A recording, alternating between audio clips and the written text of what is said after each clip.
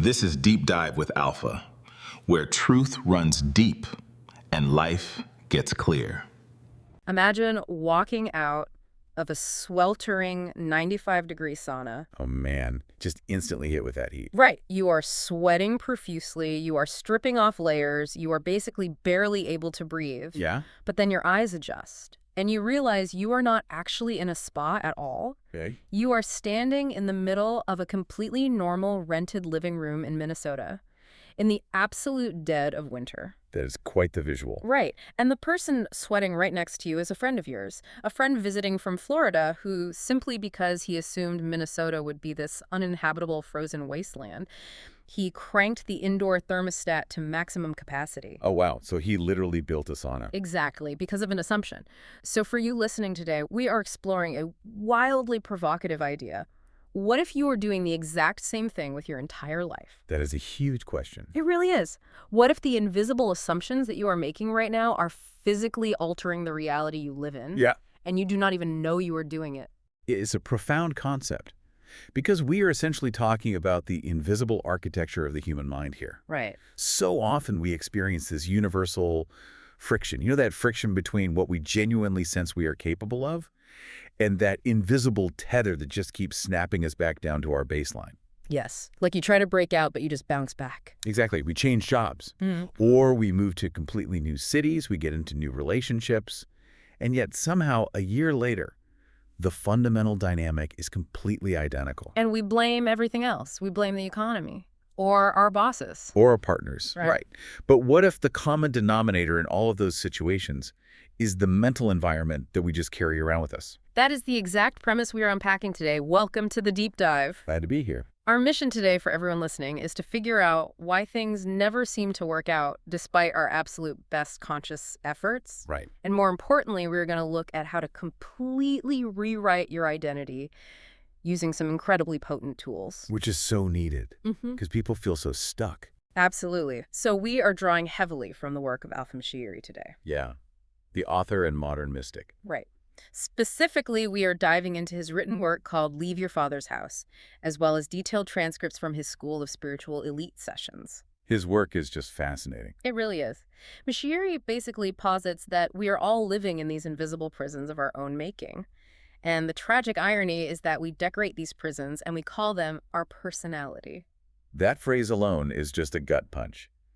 Decorating our prisons and calling them our personality. I know. It really forces you to look in the mirror.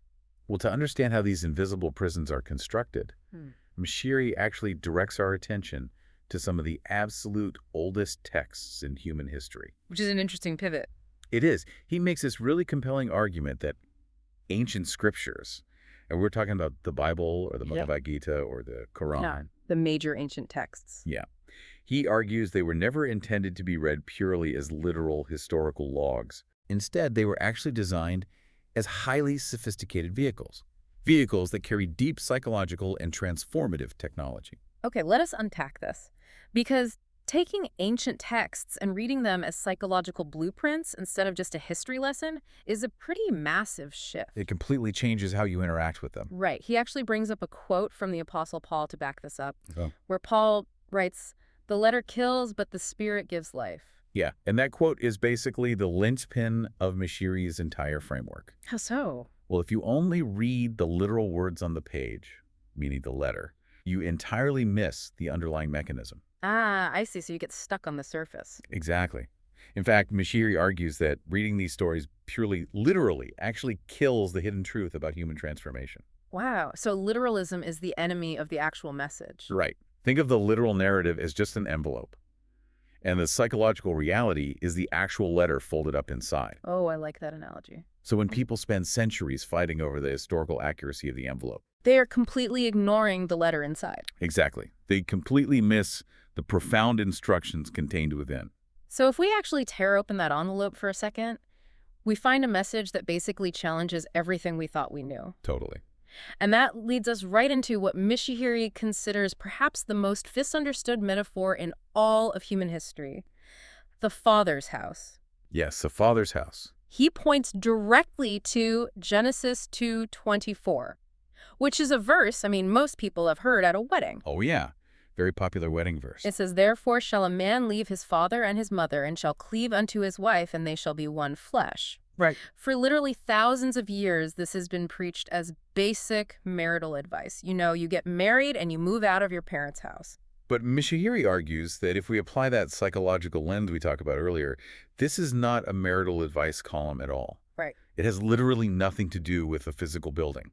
And honestly, it has nothing to do with your biological parents either. Then what on earth is the house? Well, the house is the invisible environment of assumptions. It is the emotional habits and the limiting beliefs that basically gave birth to your current identity. So it is your mental foundation. Exactly. It is the mental architecture you inherited from your upbringing, Yeah. and then you just subsequently built upon it over time. That makes so much sense. In modern cognitive psychology, we actually refer to this as schemas or core beliefs. Okay, so schemas. Yeah. It is the invisible lens through which you filter every single piece of data in your reality. So you never just experience the objective world. Never. You experience the world strictly through the parameters of your house. That brings us right back to that thermostat story we started the deep dive with. Yes, perfectly. Because Mishiri's friend was not responding to the actual temperature of that room in Minnesota. Not at all. He was responding entirely to his schema of Minnesota. Right. His internal assumption dictated a behavioral response, which was cranking the heat up. Yeah. And that literally manufactured a sweltering environment. So he brought his internal house into the physical house. He projected his mental state onto physical reality. It reminds me of another just brilliant example Mishiri uses, the one involving the Taipei 101 skyscraper in Taiwan. Oh, yeah. Such a good example, because it is a massive, stunning piece of architecture. Right. Now, if I personally go and stand at the base of Taipei 101, my internal house or my schema tells me to look at it as a beautiful feat of engineering. Right. You admire it. Exactly. I take a picture of it, I look up, I'm amazed. But Mishiri talks about Alex, this free solo climber, and Alex looks at the exact same physical structure. But his schema is entirely different. Completely. Alex's internal house is built on conquering physical limits. So when Alex looked at Taipei 101, he did not see art. What did he see? He saw a rock face that demanded to be climbed. Yeah. And he actually scaled the outside of it. Wow. Yeah. So it is the exact same objective reality, but radically different interpretations and behaviors based strictly on the mental architecture. What is so fascinating here is how this really exposes the illusion of objectivity. Right. Right. We think we see things as they are, but we do not. If your internal house is built on a foundation of fear, for example, you will look at a new career opportunity, and your brain will actively only highlight the threats. You will just see the risk. Exactly. Or if your internal house is built on a foundation of scarcity, you will walk into a room full of abundant resources, and you will only see fierce competition. So your assumptions do not just color your reality, they actively construct it. They build the world you live in, yes. Okay, well, I have to stop you there for a second. Yeah. Because I want to push back a little for the listener who might be feeling a bit skeptical right now. Sure, let us hear it. Because if we say our internal assumptions create our reality, what about systemic issues? Right, the external factors. Yeah, what about someone who is stuck in grinding poverty? Or someone who just got laid off because of a massive global recession? Right. Is Mishihiri really suggesting that their reality is just a result of a bad internal assumption? Because honestly, that sort of borders on victim blaming. And that is a vital distinction to make. It really is. Yeah. And frankly, it is a trap that a lot of pop psychology movements fall into. Yeah, the toxic positivity stuff. Exactly. But Mishihiri is absolutely not saying that your thoughts magically manifest recessions or systemic poverty. Okay, good. External realities and tragedies and systemic barriers. They absolutely exist objectively. So what is he saying then? What he is saying is that your house dictates exactly how you process and respond to those external realities. Okay. Can you give an example? Sure. Let's say two people lose their jobs in the exact same recession. Right. Same objective external event. Yes. Now, the person whose house is built on the assumption that I am a victim of circumstances and I always lose, that person will fall into complete paralysis. They will just give up. Right. But the person whose house is built on the assumption that I'm resourceful in adversity creates new paths. They will immediately begin pivoting. They will update their resume or learn a new skill. Exactly. The external event is completely identical, but the internal architecture determines whether that event becomes a permanent tomb or just a temporary hurdle. Wow. Okay, that makes a lot of sense. So it is not about ignoring reality at all. It is just about recognizing the lens we are using to navigate it. Spot on. Yes. You know, I have heard people in various circles talk about this concept using different terminology over the years. Oh, definitely. In some spiritual or personal development spaces, they often refer to these deeply ingrained limiting beliefs as strongholds. Strongholds, yes. Is Mishihiri's concept of the father's house essentially the same thing as a stronghold? Functionally, yes. Yeah. They are very much the same mechanism. Okay. A stronghold is traditionally understood as this entrenched pattern of thought. It is like a fortress built out of false beliefs and past traumas and repeated assumptions. And it holds a person captive. Precisely. It locks them in. Yeah. And Mishiri's father's house is that exact same mechanism. It is a mental fortress. Yes. It is a structure that originally sheltered your developing identity when you were young. But because it is built on flawed or outdated assumptions, it eventually becomes a prison. A prison that completely restricts your growth as an adult. Exactly. Which honestly raises a really dark and perplexing question for me. What is that? Well, if our internal house is a prison, if these strongholds are actively making us miserable, keeping us in debt, keeping us lonely, Right. why on earth do we stay in them? Why are human beings so incredibly stubborn when it comes to actually changing? That is the million-dollar question. And to answer that, Mishiri delivers this striking realization that completely dismantles how we normally view human motivation. I am intrigued. He points out that we fundamentally misunderstand the word comfort. Comfort. Yes. What? Culturally, we tend to equate comfort with pleasure or ease or joy. Sure, like a warm blanket or a nice vacation. Right. But psychologically and neurologically speaking, comfort simply means familiarity. Wait, familiarity.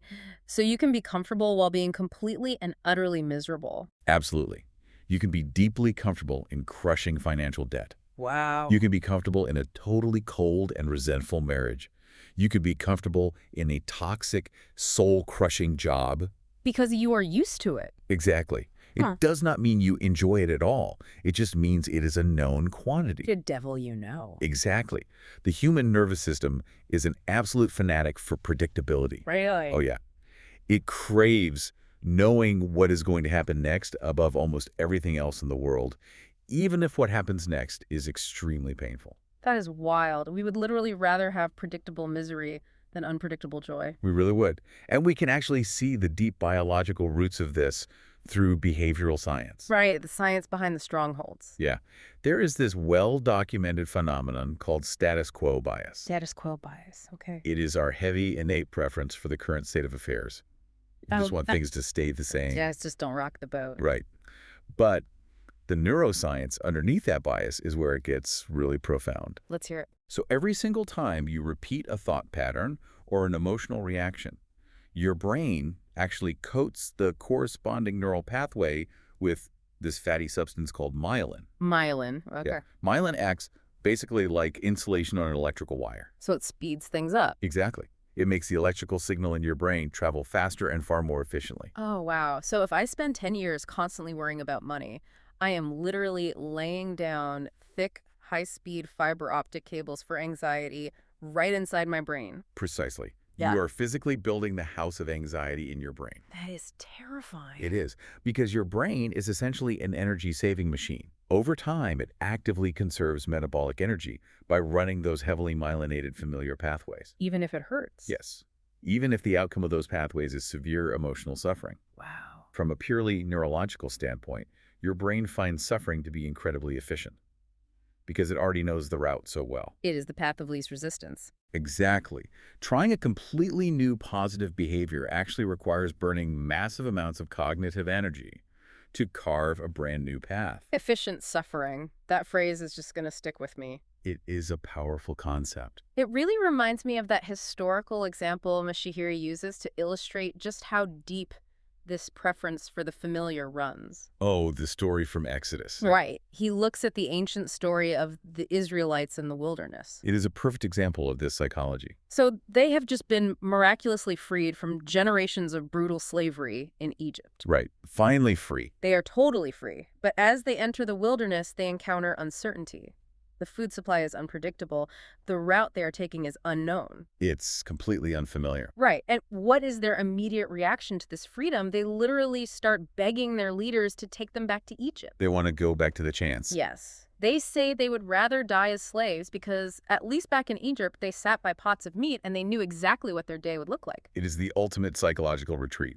It really is. Freedom was simply too uncomfortable for them because it lacked a schema. They had no internal map for it. But slavery had a map. Exactly. Slavery was excruciatingly painful, but it possessed structure. It had a highly predictable daily rhythm. So their nervous systems panicked in the desert. Yep. The unknown of the wilderness, even though it was the necessary transition to their promised land, it just triggered massive cognitive overload. And their brains just said, nope, take me back. Exactly. Their nervous systems literally screamed, go back to the house of slavery. It is what we know. And the crazy thing is we do this exact same thing today. Oh, all the time. I mean, we might not be wandering in a literal desert, Yeah, but we retreat back to our own Egypts constantly. absolutely. We go back to the toxic ex-partner, Mm-hmm. or we sabotage the brand new business venture. Because success feels too unfamiliar. Yes. And Shihiri points out that we disguise this retreat using what he calls the most dangerous phrase in the English language. Yes, this is just who I am. That phrase, this is just who I am. It is so common. He goes so hard after this phrase in his work. He says it disguises surrender as self-awareness. It is a really brilliant critique by him, because when we say, this is just who I am, we are almost always confusing our history with our destiny. Oh, wow. Say more about that. Well, we take a heavily myelinated habit, meaning a conditioned response to our past environment, and we just arbitrarily elevate it to the sacred status of permanent identity. We make a habit into a personality trait. Exactly. So a man who chronically avoids conflict because he's terrified of rejection, he wraps that fear in a nice little bow and says, well, I'm just a peaceful, easygoing guy. Right. Or a woman who totally shuts down emotionally because her schema expects betrayal. Yes. She says, I am just fiercely independent. We literally use beautiful, noble language to decorate the bars of our own prison cells. We perfume our own stagnation. Yes. Perfuming our stagnation. I love that. And Shihiri provides some incredible medical and professional evidence to show that this is not just some philosophical theorizing. Right. It has real-world consequences. Huge consequences. Our assumptions dictate biological and professional realities. They do. She shares a conversation he had with a urologist friend regarding erectile dysfunction, which really highlights this. Oh, yeah. That example perfectly illustrates the mind-body connection of a house. It really does. Yeah. Because the urologist explained to Ms. Shihiri that the most difficult obstacle in treating ED is actually very rarely physiological. Right. It is mental. It is almost entirely driven by the patient's internal assumption. Let us break down how that works mechanically. Sure. Because it is fascinating. So let us say a man experiences one single instance of sexual failure. Right. It could be due to severe stress at work, physical exhaustion, or maybe he's just fighting off a virus. Basically just a biological blip. Exactly, a one-off event. Yeah. But instead of seeing it as an isolated incident, his brain immediately constructs a brand new assumption. It builds a new schema. Right. The assumption becomes, I have a permanent fundamental problem. And that assumption forms a new mini-house. So the very next time he is in an intimate situation, that assumption immediately triggers his sympathetic nervous system. The fight or flight response. Precisely. Adrenaline and cortisol just flood his entire system. And biologically speaking, the sympathetic nervous system completely shuts down the parasympathetic nervous system, which is what is actually required for arousal. Oh, wow. So his psychological assumption literally manufactures the biological failure, which then, of course, reinforces his original story. It is a complete self-fulfilling prophecy. The story becomes the identity, and then the identity literally commands the biology. It proves itself true. Shihiri also tells a professional version of this exact same story. Right. The salesperson. Yeah, about a highly successful salesperson. So this guy had completely mastered the art of sales. He built incredible systems, and he was making great money. So objectively very capable. Very. But he decided he wanted to shift gears entirely and become a motivational speaker. The problem was his speaking career was completely flatlining. He just wasn't getting booked at all. Right. So Shihiri sits down with him and asks basically the most logical question you could ask. Legit. He asks, why don't you leverage your massive background in sales to motivate other struggling sales teams? Like, that is your clear niche. Makes perfect business sense. Completely. But the guy absolutely refuses. He crosses his arms and he says, no, that is not me anymore. I do not do sales. Wow. So he completely walled off his best asset. Exactly. He had constructed a brand new house, a new limiting identity that explicitly rejected his most valuable, leverageable asset. Just out of pride or ego. Yeah. He told himself a story that being a former salesperson somehow tainted or conflicted with his new idealized vision of being this pure motivational speaker. Right. So he was actively restricting his own forward movement simply out of blind loyalty to an arbitrary story he had literally just invented about himself. He was failing because he genuinely preferred the comfort of his new ego protection story over the discomfort of actually succeeding. It is wild how the mind does that. It is. Yoshihiri also uses this fascinating sociological observation here, just to show how we constantly try to fix our internal house by moving around the external furniture. The political analogy. Yes. And for you listening, I want to frame this very carefully. Because Yoshihiri is absolutely not making a political statement here. Right. We are remaining completely neutral on the politics. Entirely neutral. He is merely observing human behavior across the spectrum. Right. So he notes how voters often act like a flag in the wind. The political pendulum swing. Yes, exactly. People are miserable in their daily lives, so they swing wildly to one side. Right. They say the system is completely broken. We need the Democrats in power to fix my life. Okay. So the Democrats get in, time passes, and the voters realize they are still internally unfulfilled. They are still miserable. Right. So they swing the exact opposite way. They say, no, the Democrats are actually the problem. We need the Republicans in power right now. And the Republicans get in. And shockingly, the voters are still miserable. Right. Because they are constantly externalizing their internal dissatisfaction. Yes. It is this deeply flawed assumption that if I just change the external circumstance, Like the politicians. right, if I just get the right political party in office, Yeah. or if I just divorce this spouse and find a shiny new one. Or if I just quit this job and move to Austin, Texas. Exactly. Yeah. They think that my internal state will finally achieve peace. But it never works. Never. Because as Mishiri points out, the geography changes, but the architecture remains exactly the same. You take your house with you wherever you go. You carry it right with you.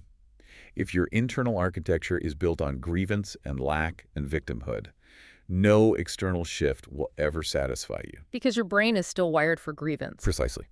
You will subconsciously seek out brand new reasons to be frustrated within the new environment, because that is what your heavily myelinated nervous system expects to feel. Okay, so this brings us to what is easily the most critical juncture for you listening to this deep dive right now. If we are constantly carrying this invisible house around with us, and it is actively dictating our biology and our careers and our happiness, Right. how do we actually figure out what kind of house we are living in? That is the big step. Because if it is invisible to us, if it just feels like normal, everyday reality, how do we even begin to see the walls around us? This is exactly where Mishihiri's work transitions from profound philosophy to highly actionable application. Okay, good. We need action steps. He provides a really specific diagnostic framework that we can call the 10-5-3 inventory. The 10-5-3 inventory. Yes.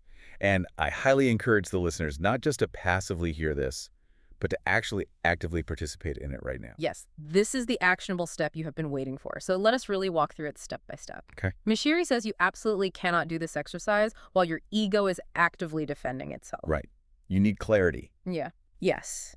You have to get into a relaxed, objective, observational state first. So if you are not driving right now or running on a treadmill, he suggests a simple physiological reset to start. Which is very important. He says to breathe in deeply for 4 seconds. Just a slow 4 count in. Right. Hold it for a moment, and then breathe out for 4 seconds. And what that does mechanically, we are manually overriding that sympathetic nervous system we talked about earlier. Right, the fight or flight mode. Exactly. We are telling the brain that it is actually physically safe to look at hard truths right now. Okay, so once you have downregulated your nervous system into that observational state, you undergo what is basically a structured time travel audit. A time travel audit, I like that. Yeah. You start by looking back exactly 10 years from today. 10 years ago. Right. And you're going to objectively assess 4 key pillars of your life. What are the pillars? Your finances, their physical health, your romantic or close personal relationships, And your professional or social life. Okay, so 4 main areas. Right. What did those 4 pillars look like 10 years ago? Were you chronically relying on credit cards to cover gaps every month? Right. Were you having explosive arguments with your partner about the exact same issues? Were you feeling chronically undervalued by your boss? And the rule here is you must not judge it. Exactly. No judgment. And you must not make excuses for it either. You do not say, oh, well, the economy was bad then. Right. You simply inventory the raw data as it was. Got it. Then you fast forward. You look at your life exactly 5 years ago. Halfway back. Right. You run the exact same audit across those exact same 4 pillars. What was your money doing 5 years ago? How was your health? How were your relationships? Okay. And finally, you bring it closer to the present. You look at your life exactly 3 years ago. So you have these 3 distinct snapshots. 10 years, 5 years, and 3 years. Now, this raises a really important question about the methodology. What is that? Why these specific intervals? Like, why 10, 5, and 3? Oh, right. Why not just last year? Exactly. The reason is because it completely bypasses short-term emotional bias. Ah. If you only look at the last 6 months of your life, your ego can very easily blame a bad quarter at work, or a recent tough breakup, or just a specific annoying boss. It is easy to find an external scapegoat for recent stuff. Exactly. But by stretching the audit across an entire decade, you filter out all the noise of temporary circumstances, and you reveal the macro behavioral trends. The big picture. Right. What you're looking for across these 3 distinct time periods are the unbroken threads, the recurring themes that just keep showing up. So what does this all mean when you actually lay the data out in front of you? Let us use a hypothetical example. Okay. Let's say you look back 10 years, and you were constantly stressed about money. You were just feeling like there was never, ever enough. Right. Then you look at 5 years ago, and maybe you actually got a big promotion. You were making 30% more money than you were 10 years ago. Which is great. Right. But surprisingly, you realize you were still just as stressed. And you were still somehow pulling from savings every single month. The behavior did not change. Exactly. Yeah. Then you look at 3 years ago.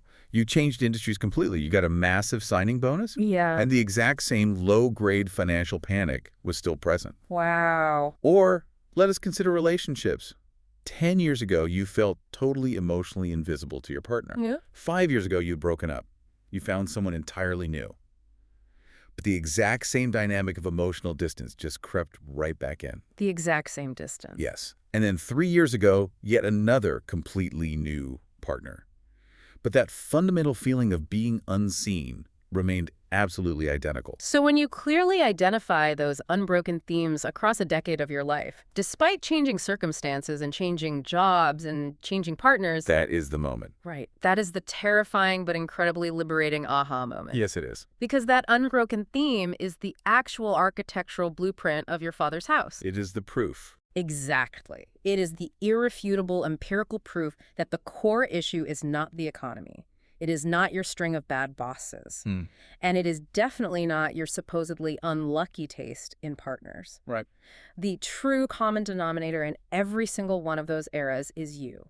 Specifically, the internal schemas that you are using to process your reality. Mishir notes that something like 98% of the population will simply never have the courage to actually sit down and do this exercise. Because it is brutal. It is.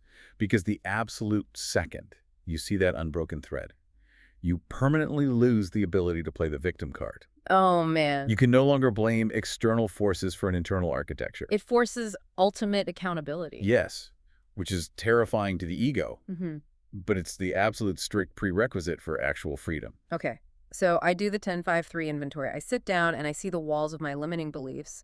I recognize that my house is fundamentally built on scarcity or fear. Right. You see the stronghold. And I just want to change my life. But here is where I really want to push back on Mashiri's framework for a minute. Okay, let us hear the pushback. Because the personal development world is just completely flooded with generic mindset advice right now. Oh, totally. Everyone is saying, just think positive. Or just manifest your new reality. Or visualize it and it will magically come to you. Right, the secret style stuff. Exactly.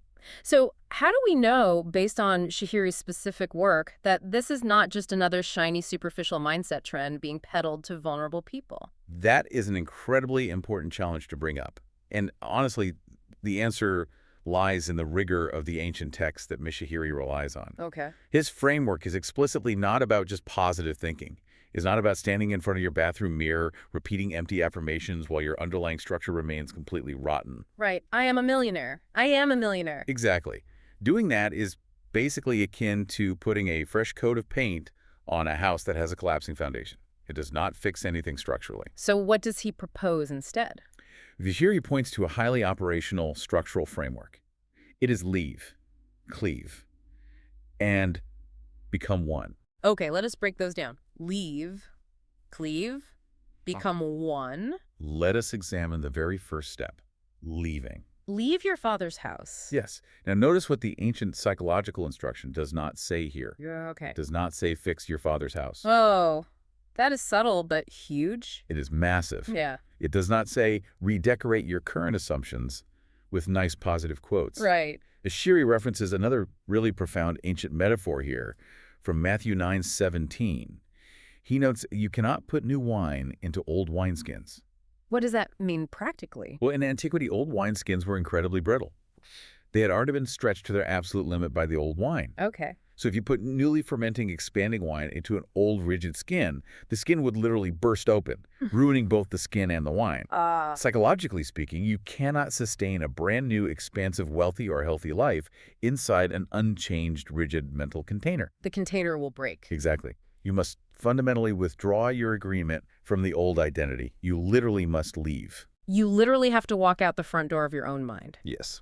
Mishihiri shares a hilariously relatable story to illustrate what leaving actually looks like in everyday practice. Oh, the stove story. Yes, the broken stove in his own house. So for years, this one specific burner on their kitchen stove would keep breaking. Right. They would call a repairman. The guy would come out. He would fix it with these cheap generic parts. And literally 6 months later, it would break again. Super frustrating. Very. His wife is getting increasingly frustrated by this cycle. But internally, Mishihiri is telling himself a story about this. What is the story? He is telling himself, I am a writer, I am a speaker, I am definitely not a handy guy, I simply do not know how to fix appliances. Right. That was the assumption. That was his house. So his assumption of incompetence completely dictated a behavioral response of absolute passivity. He did nothing. He just sat back and watched the expensive cycle repeat itself over and over, deferring entirely to outside authority. Exactly. But finally, the burner breaks yet again. And he reaches this absolute threshold of frustration. He hits the breaking point. He does. And he decides in that exact moment to fundamentally abandon the assumption. He literally decides to leave the house of I do not know how. So what does he do? He looks at the broken burner. He unscrews the back of the stove himself. He takes a really clear picture of the complex wiring with his phone. And he drives himself to a local hardware store. Okay. He buys industrial-grade permanent replacement parts. He comes back home. And he spends 2 grueling, frustrating hours meticulously rewiring the stove himself based on the photos. And he fixes it. It works perfectly. Wow. Now, the point here is he did not just fix a kitchen appliance. Right. That is the surface level. He actually proved to his own nervous system that his old identity, that lack of capability, was merely a choice. It was not a permanent, unchangeable fact. He successfully withdrew his agreement from the limitation. Yeah. He literally left the house. Yeah. But leaving the old house is really only half the battle. This is the exact point where I would say 90% of people fail when they're trying to radically change their lives. Oh, really? Why is that? Because they successfully use the 10-5-3 inventory. They identify a toxic habit or a really bad relationship, and they summon the immense courage to actually walk away from it. Which is hard enough. It is, but suddenly they find themselves standing in an empty void. Right. There is nothing there. And human psychology, much like nature, absolutely abhors a vacuum. It wants to fill it. Exactly. If you leave an old house but you fail to actively build a brand new one, your nervous system will panic at the emptiness and will inevitably drag you right back to the familiar pain. Which brings us perfectly to the critical second part of the ancient instruction. Cleave. Yes, cleave. You must leave your house and cleave to your wife. Now, as we established earlier, this isn't literal marital advice about a spouse. Right. So what does cleaving to your wife actually mean in this psychological framework of rebuilding an identity? Well, in the ancient metaphorical context that Mishiri is decoding, the concept of the wife actually represented forward movement. Okay. It represented fruitful partnership, the generation of new life. and future potential. So what is about the future? Exactly. So psychologically speaking, to cleave means to firmly join yourself, like to adhere tenaciously, almost desperately, to a brand new discipline or a new habit or a forward-moving identity. You have to latch on to the new behavior like your life literally depends on it. Exactly. You grab on and you don't let go. Oh. And from a modern scientific perspective, this is the grueling biological process of forced neuroplasticity. Neuroplasticity. Yes. When you begin to practice a radically new way of thinking or behaving, say, for instance, meticulously budgeting your money for the very first time, Right. or forcing yourself to pause and breathe for 10 full seconds before yelling back in an argument. Which is incredibly hard. Very hard. You are attempting to fire entirely new neural pathways in your brain. You are creating a new road. Right. You are actively bypassing the heavily myelinated, comfortable roads. But here is the massive warning that Shihiri issues to anyone trying this. What is the warning? It is going to feel incredibly fake. It will feel exhausting and completely artificial at first. Oh, yes. The awkward middle. I love this part of his work because it is so incredibly validating for literally anyone who has ever tried to change and felt like a total fraud. It is deeply, deeply validating. Yeah. Because Mishiri points out that so many people quit their transformation during this awkward middle phase. Why do they quit? Because we culturally worship a very false, modernized version of authenticity. Authenticity. Right? So they try out a brand new healthy boundary, or they act with a newfound confidence at work. And their brain, which is totally unused to the new pathway, just sends massive alarm bells. They feel weird, they feel stiff, and highly uncomfortable. Because it is not myelinated yet. Exactly. And so they say, well, this just isn't me. I feel like an imposter right now. I just need to be true to myself. And they revert right back to their old behavior. Exactly. But what they utterly fail to realize is that their old toxic habits were not the real self either. Wow. They were just heavily practiced, familiar habits. That is such a huge paradigm shift. Do not worship authenticity when authenticity merely means blind loyalty to an outdated self. It's profound. Let that really sink in for a second. You feel like an imposter not because you are actually fake, but purely because you are stepping out of a house you have inhabited for decades. Yes. You just have to keep cleaving. You have to keep doing the grueling, exhausting work of repetition. Right. Instead of comparing this to driving a car, which is the analogy everyone always uses for habits, Shihiri says to think about it like cutting a path through a really dense, overgrown jungle. I really like that. Let us explore that jungle metaphor. So your old habit, your father's house, that is a fully paved, multi-lane highway right through the jungle. It is wide open. It is so easy to walk down. It requires zero conscious effort, but the actual destination of that highway is a swamp of misery. Right. It leads nowhere good. Exactly. Now, the new habit you are trying to cleave to, there is literally no road there yet. Nothing but trees. You are just standing at the edge of the jungle with a machete in your hand. Every single step forward requires you to manually swing the machete, hack away thick vines, and clear the heavy debris. It is incredibly taxing. It is exhausting, sweaty, miserable work. Yeah. Your brain is literally screaming at you, just go back to the paved highway. This is too hard. Because the brain wants to conserve energy. Exactly. That is exactly what the awkward middle feels like. It feels entirely unnatural purely because the path just is not cleared yet. Right. But if you just keep walking that exact same jungle path every single day, swinging the machete, packing down the loose dirt with your heavy boots, What a heck. eventually the vines just stop growing back, the rough dirt becomes a smooth trail, and eventually that trail becomes a solid road. And that profound transition, the shift from conscious, exhausting machete-swinging effort to completely unconscious competence, that brings us right to the final step of the ancient framework. Which? And they shall become one flesh. Integration. Becoming one. Yes. So if leaving is the painful emotional separation from limitation, and cleaving is the grueling physical attachment to progress. Right.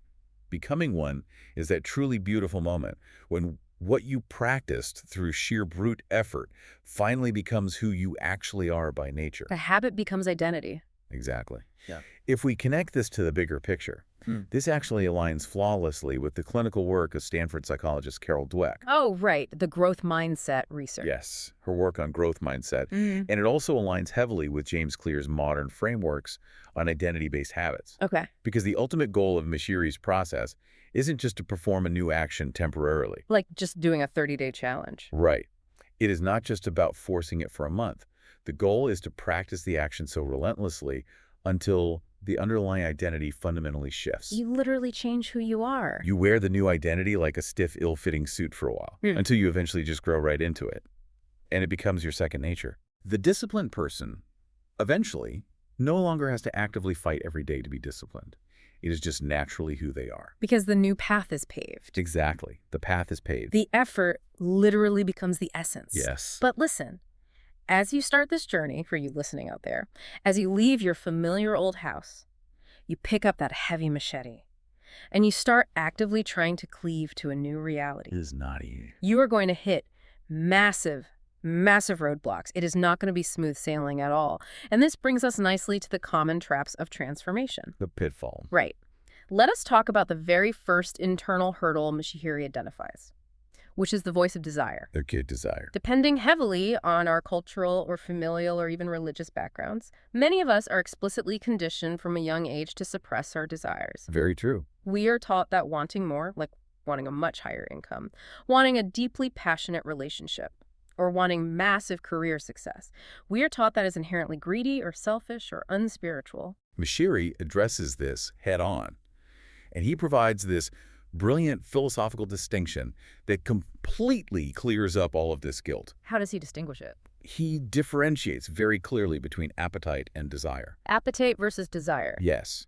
Appetite is something that consumes.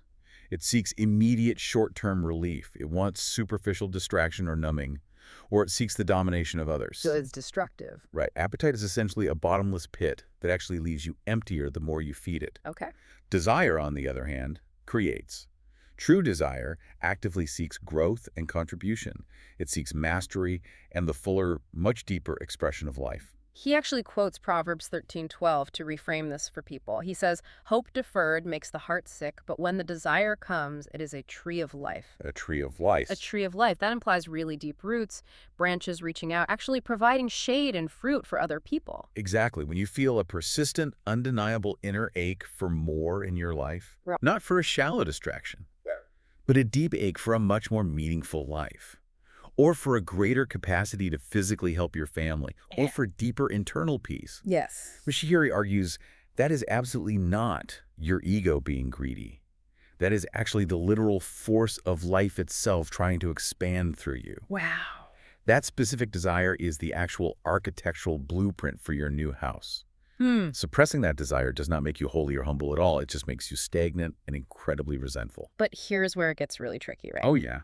Let us say you finally listen to that desire. You honor it. You start growing. You start setting firm boundaries with toxic family members. All right. You start budgeting your money and completely refusing to go out drinking every single weekend. Yeah. You just start acting with this quiet, steady confidence. Which is all positive growth. It is. But suddenly human nature dictates that the people closest to you, your friends, your family, your core circle, they might start acting incredibly weird toward you. They almost always do. They might mock your new diet. They might say, "Oh, you have changed." And they definitely do not mean it as a compliment. Right. Why do the people we honestly love the most sometimes condemn us the absolute harshest when we start actually improving? This is undoubtedly one of the most painful, isolating traps of transformation. It hurts so much. It really does. When you actively begin to grow, you invariably disrupt the fragile social ecosystem you belong to. You upset the balance. Yes. Yeah. Psychologically, your sudden growth triggers two incredibly powerful defense mechanisms in the people around you: Which are? projection and cognitive dissonance. Okay, we absolutely need to unpack those specific terms for the listener because they are absolutely crucial to understanding why your best friends might suddenly turn on you. Right. Let us start with cognitive dissonance. Explain it to me like I am 5 years old. Cognitive dissonance is basically an intense psychological allergy to hypocrisy. Okay. An allergy to hypocrisy. Yes. Let us say your friend generally believes they are a fairly smart, highly capable person. But you both have been stuck in the exact same dead-end jobs for years, complaining about it over beers every single Friday night. A shared house of limitation. Exactly. Now suddenly you decide to leave that house of complaining. You take a night class. You bravely apply for a brand new job. And you actually double your income. Awesome. Well, your sudden success creates a massive internal conflict in your friend's brain. Because if they are just as smart as you, Why are they still stuck? Exactly. Their brain simply cannot handle the incredibly uncomfortable tension between reality, which is your tangible success, and their own internal self-concept, which is their capability. So to quickly resolve that really painful tension, instead of just saying, wow, I have been really lazy and I clearly need to work on myself. Which requires humility and effort. Right. Instead of that, they just attack the mirror. They attack you. They say, well, he just got lucky. Or she really thinks she is better than us now. Exactly. It is infinitely easier for their fragile ego to just attack your success than it is to admit their own failure. And that is the projection. That is projection. When you formally leave a shared house of limitation, your forward movement automatically acts as a blinding mirror to those left behind. Wow. If your friend group primarily bonds over gossiping and complaining constantly about their spouses, Right. and you suddenly start actively healing your marriage and absolutely refusing to participate in that gossip anymore, It makes them look bad. your newly healed marriage harshly exposes the coldness and the toxicity of theirs. They will actively condemn in you what they secretly, desperately need for themselves. That is so dark, but so true. Shihiri points to the elder brother in the famous parable of the prodigal son to really illustrate this dynamic. Yes. The older brother who gets absolutely furious when the younger, super rebellious brother finally comes home and is thrown a massive party by their father. Right. The elder brother is not angry because restoration is objectively a bad thing. No. He is deeply offended because the unconditional grace shown to the younger brother suddenly exposes his own deeply buried resentment. It exposes him. It completely exposes that he has just been living in his father's house with this highly transactional slave-like mindset the entire time. Wow. People will actively attack your newly found freedom simply because it loudly reminds them of their own chosen chains. That is so profound. People will attack your freedom because it reminds them of their chains. Yes. So knowing this is absolutely going to happen to us, what do? Do we just shrink back to keep the peace? Not if you want to grow. Sherry says we literally have to summon the immense courage to outgrow our own circle. Yes. We cannot keep shrinking back just to make other people's fragile egos comfortable. I absolutely love how he phrases it. He says belonging purchased by self-betrayal is too expensive. It is a devastatingly high price to pay. It really is. Yeah. To intentionally remain in a toxic environment that actively normalizes limitation, simply to avoid the temporary awkward friction of being misunderstood by your peers. Right. That is a profound betrayal of your own future potential. It is self-sabotage. Nashiri is not advocating for arrogance here at all. He isn't saying you need to aggressively cut off your family or act superior to everyone. Yo. He is simply stating a fundamental law of psychological gravity. You must absolutely stop negotiating your personal growth with forces that actively profit from your sameness. Whoa. Sometimes you just have to be willing to walk forward into that dark jungle entirely alone, long before anyone is there clapping for you. You literally have to be totally okay with being the temporary villain in the little story they tell to protect their own egos. You do. Because the alternative, which is staying exactly the same just to keep the peace, that has a hidden massive cost. It costs you your life. It does. And this is the final trap we really need to discuss today. We very often delay changing our house because we falsely think change is just too expensive. Right. We think it costs too much time, it requires exhausting mental effort, it costs actual money, it demands highly awkward conversations. So we avoid it. Right. And staying the same just feels like it's totally free. It feels free right now because it requires no immediate active decision today. You don't have to do anything. Exactly. It just requires you to keep coasting easily on the heavily myelinated pathways of your current baseline assumptions. Right. But sameness is absolutely not free. It is paid for heavily in quiet, compounding installments of regret. Compounding regret. Mashiri actually references the ancient parable of the talents here. Oh, the money parable. Yes. A master gives his servants varying amounts of money, which were called talents to manage, while he is away. Right. Now, the servant who takes his one talent and literally just buries it in the ground for safekeeping, he isn't condemned by the master later because he did something actively evil or malicious. He didn't snap it. He is condemned for his cowardly insistence on merely preserving what he was actually supposed to creatively develop. He chose pure safety and sameness, and it ultimately cost him absolutely everything he had. Here's where it gets really interesting to me. because modern psychological research completely and unequivocally backs up this exact ancient parable. Research on regret, right? Yes, when psychologists deeply study human regret, specifically looking at elderly patients right at the end of their lives. What do they find? People overwhelmingly regret inaction far, far more than they ever regret action. Right. We actually possess a remarkably strong psychological immune system that can successfully process failure. Oh, easily. We can heal from a bold business venture that went totally under, or a big romantic risk that ended in a painful breakup. We rationalize it and we move on. We learn from it.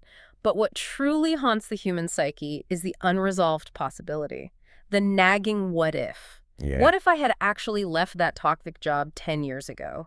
What if I had boldly spoken up? What if I had truly believed my internal desire was a tree of life instead of just burying it in the dirt? Stagnation is fundamentally a self-reinforcing identity. How so? Every single time you purposefully delay taking a step, merely because it feels uncomfortable, you are silently biologically teaching your own nervous system a lesson. What is the lesson? The lesson is, I am someone who does not move.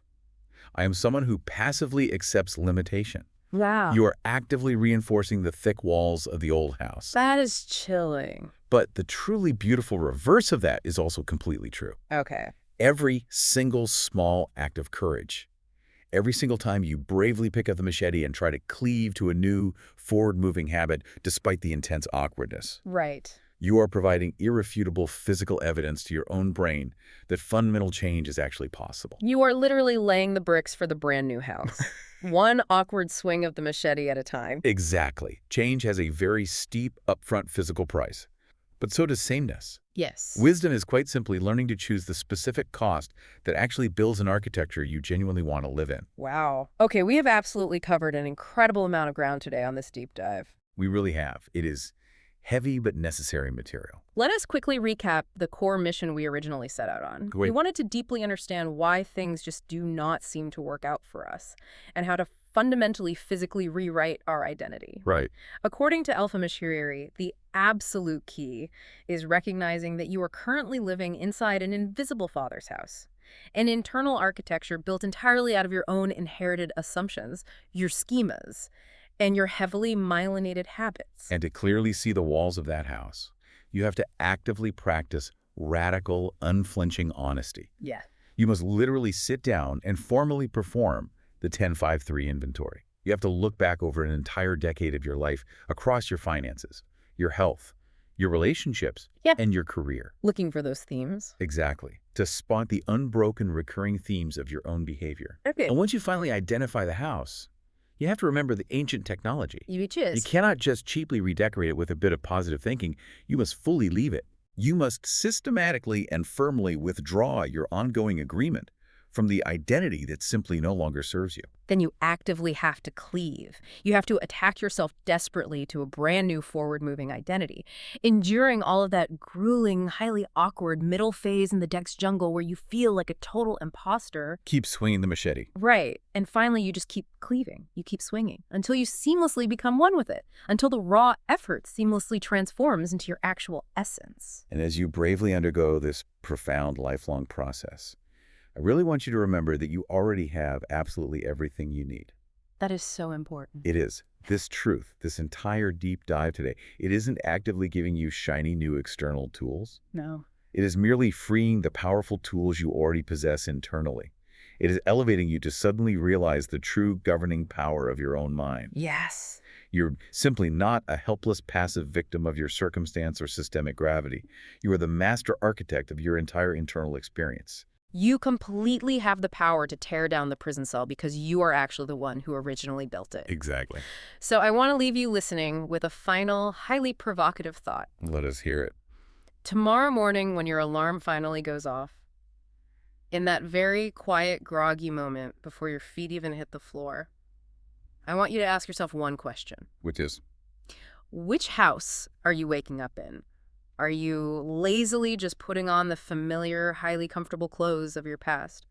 Or are you actually willing to pick up the machete today, feel like a complete stranger for a little while, and aggressively build the brilliant architecture of your future? Wow. What a way to end. Thank you so much for joining us on this deep dive. We will see you in the next one. Until the next dive, think deep, live bigger. If this opens something in you, share it with someone who needs the dive.